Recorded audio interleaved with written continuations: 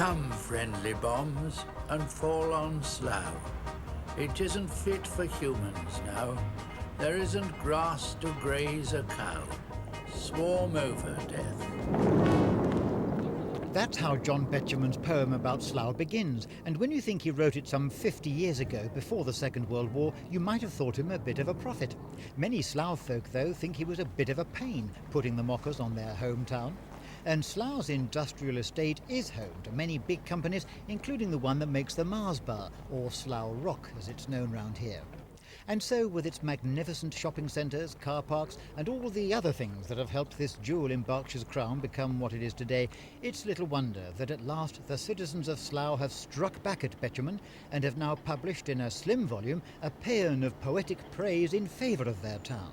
In a local competition, the best was thought to be that by 13-year-old Matthew Moore, the first poet laureate of Slough.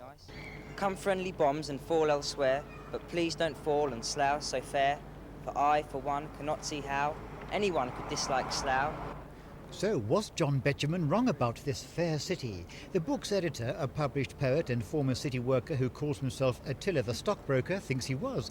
Literary critic Gavin Ewart is not so sure. Well, I think the poem is partly tongue-in-cheek. He doesn't really want bombs to fall on Slough and obliterate the inhabitants. What he wants the bombs to do is to obliterate the architecture, because that was what he was keen on. What would you say then are the great points about Slough that are so admirable?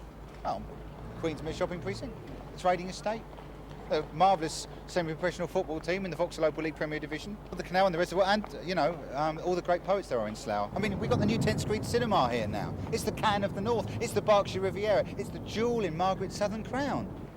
And in their fight to get Slough its rightful place in the sun, the book's editor insists that painstaking research into the works of other famous poets has revealed new and hitherto unpublished verses they've written in praise of Slough. And apparently the original draft of the poem by Thomas Gray went something like this. The curfew tolls the knell of parting day, the lowing herd winds slowly o'er the lea, the ploughman homeward plods his weary way, and I return to Slough to have my tea. And John Masefield actually wrote, I must go down to Slough again where the aeroplanes fill the sky, and all I ask is a Heathrow jet with a whine like a drunken fly. And of course the famous First World War poet Rupert Brooke, what he actually wrote was, if I should die, think only this of me, that there's some corner of a foreign field that is forever Slough.